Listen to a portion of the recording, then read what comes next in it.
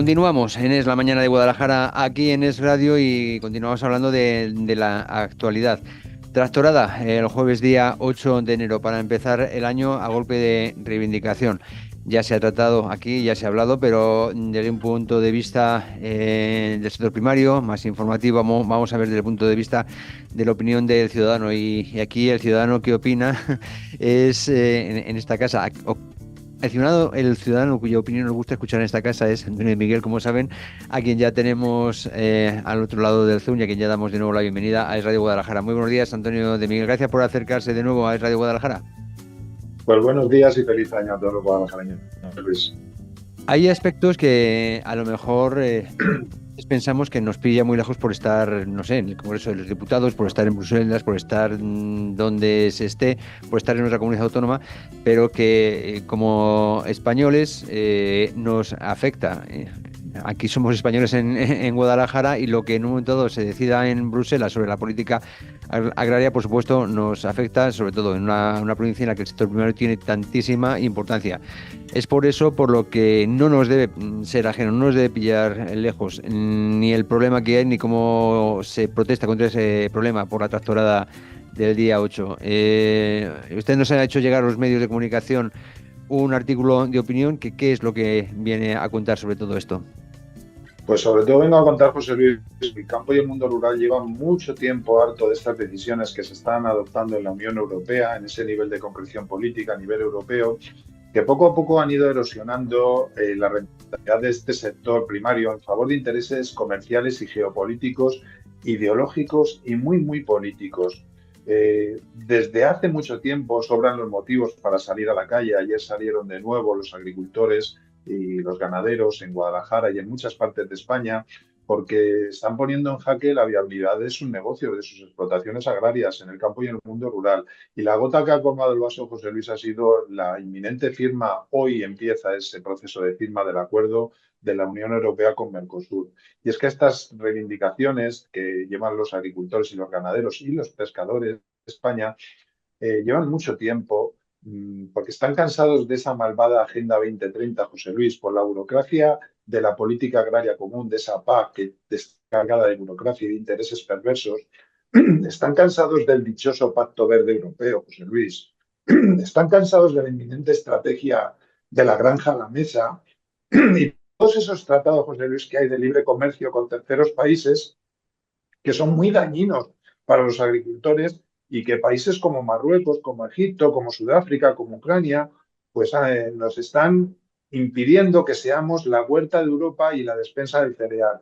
Y están cansados los agricultores y los ganaderos de Guadalajara y de toda España de que caigan los precios por debajo de esos costes de producción que les cuesta tanto producirlos, y por tanto están cerrando esas explotaciones agrarias en muchos países. Cada día cierran muchas explotaciones ganaderas, muchas agrarias, porque se está destruyendo ese tejido social y el medio rural, José Luis, y está provocando una despoblación rural y una pérdida de la soberanía alimentaria con dependencia de terceros países. Y por eso se están quejando los agricultores y ganaderos, José Luis.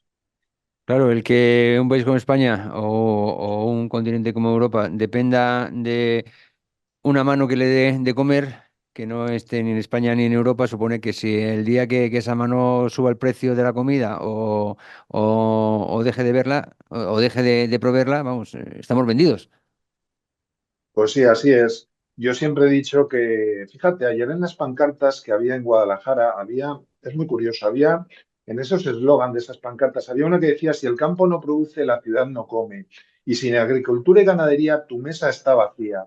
Y es cierto. Y yo siempre he dicho, y lo diré, que esto no es solo de los agricultores y ganaderos de España, que estas movilizaciones las deberíamos apoyar toda la sociedad civil que vivimos en el medio urbano, en las ciudades, porque esto nos está dando a nosotros, José Luis, al precio, a nuestra cesta de la compra, al abastecimiento seguro de ciertos alimentos, de uvas para Navidad, de naranjas que vienen de Sudáfrica, de judías verdes que vienen casi todas de Marruecos, y nos está también afectando nuestra seguridad alimenticia y nos afectará en breve.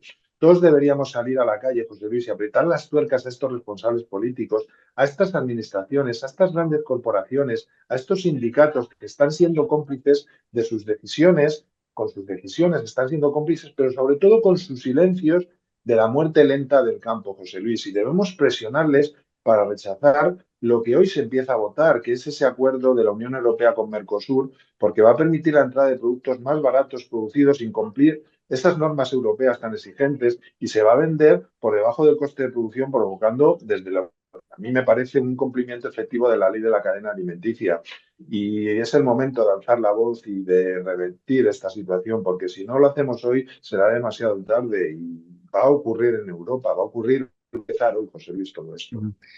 Claro, porque es que ya no solo estamos hablando de un aspecto económico, de un aspecto que afecte al sector primario, sino estamos hablando de que, claro, se está asfixiando a la agricultura europea, entre otras, de diversas formas. Una de ellas es decir, bueno, pues que no se pueden utilizar determinados fitosanitarios para el cultivo de determinados fertilizantes porque son nocivos, tal. Sin embargo, están abriendo las puertas a cultivos que vaya usted a saber bueno, cómo están cultivados o qué fitosanitarios y fertilizantes tienen, porque en los países de origen de esos cultivos no existe esa normativa tan sumamente estricta como la que se impone aquí. Es una desigualdad tremenda y yo creo que injusta, que en definitiva nos va a, nos puede afectar en la propia mesa, ¿no?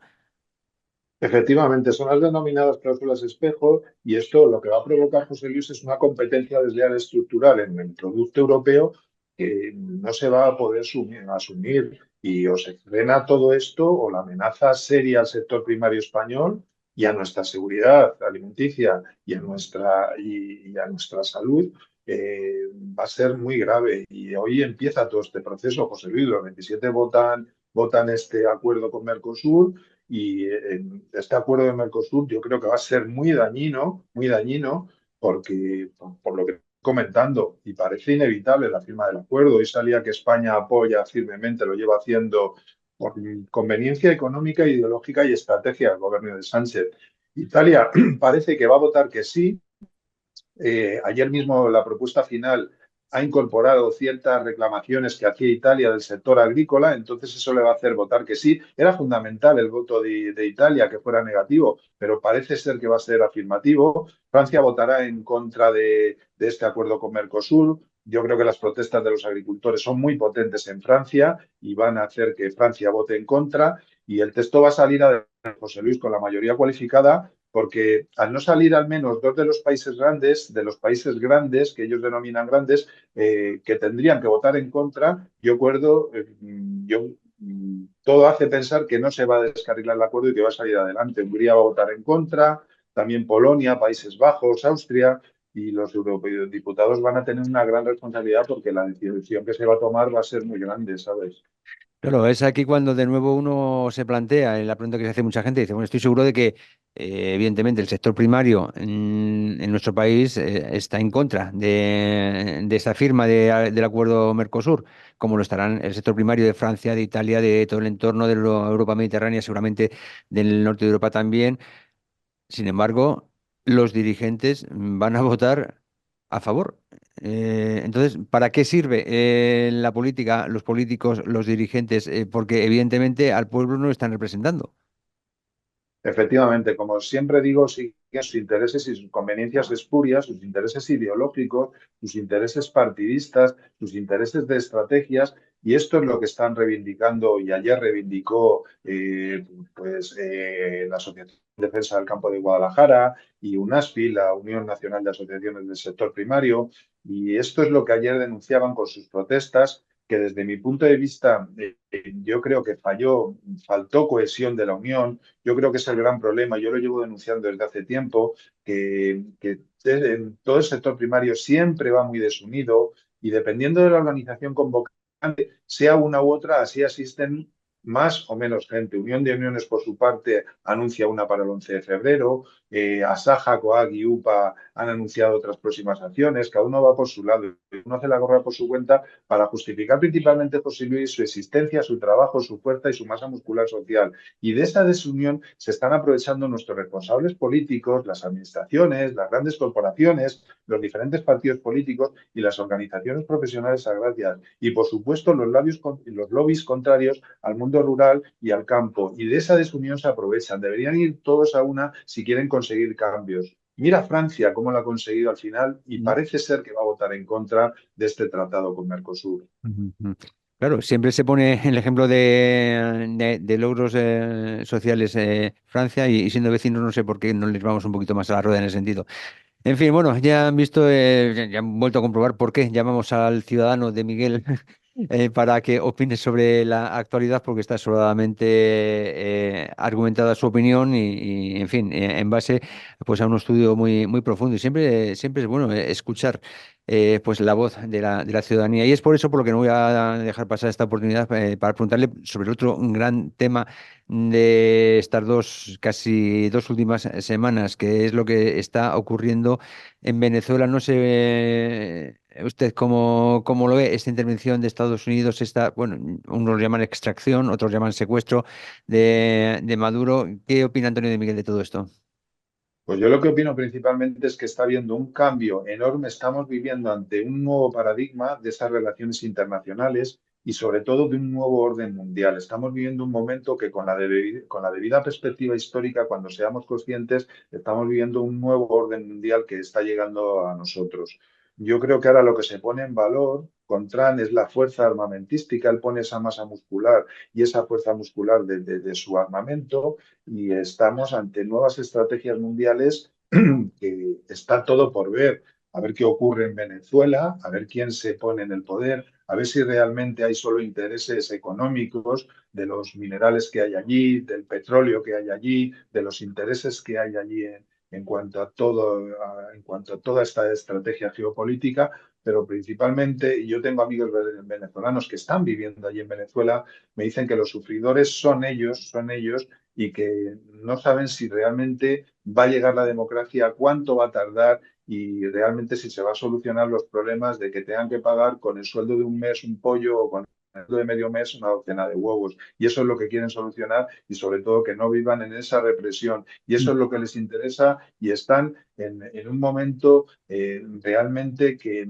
no saben hacia dónde van a ir y no saben lo que están viviendo. Eso me trasladan desde Venezuela con mucha inseguridad, con mucha amenaza que les están haciendo para que no vivan momentos de gloria y triunfo. No pueden salir a la calle a celebrarlo, que ha caído uno de las personas que les estaba reprimiendo y que estaba pues haciendo una vida muy difícil allí en Venezuela y siguen con esa represión y están esperando, viven momentos de mucha incertidumbre Claro, muchos eso de le esos. quería preguntar por si se lo han contado y si no, ya le mando los deberes para que le haga la cuestión, ¿no? A sus contactos en Venezuela. ¿Creen que va a cambiar algo? Porque claro, Nicolás Maduro ya no está en Venezuela, pero toda la estructura inmediatamente debajo de él, entiendo que sigue igual allí, igual de operativa. Cómo se percibe eso desde la ciudadanía venezolana hasta donde usted sabe? ¿Creen que la cosa va a seguir igual, simplemente se ha cambiado un nombre y ciertas condiciones que se nos escapan? Pues me dicen que ese aparato represor sigue en la figura de Delphi, que es la que Tran ha colocado allí para vivir, y ellos están expectativos de si es un momento transicional, porque saben que el poder militar lo tiene todo este aparato, lo tiene todo el sistema, y que creen que esto no es la solución, pero que puede ser temporalmente para que luego llegue la democracia allí. Tienen ese miedo. El tiempo que durará esta represión, que ahora es máxima, ¿eh? Ahora viven en las calles todas esas tropas motorizadas que les han dado armamento, me cuentan, que están Son una reprimiendo especie más al pueblo de venezolano. milicias urbanas, ¿no? Si no me equivoco.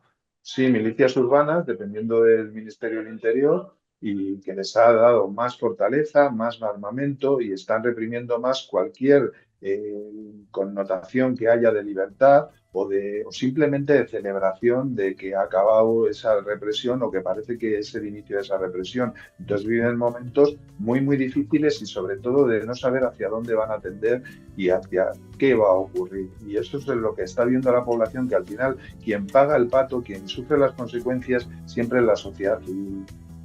Ujú.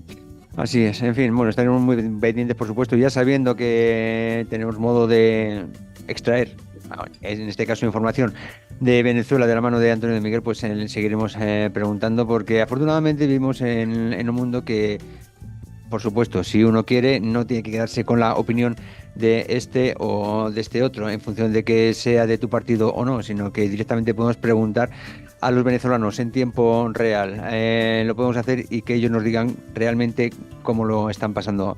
No solo a los que han tenido que huir, que conocemos a muchos todos en nuestro país, sino a los que siguen por allí. Simplemente hablar con ellos y digo, a ver, con independencia de lo que me diga este canal o este otro que es ideológicamente antagónico, cómo lo estáis pasando allí.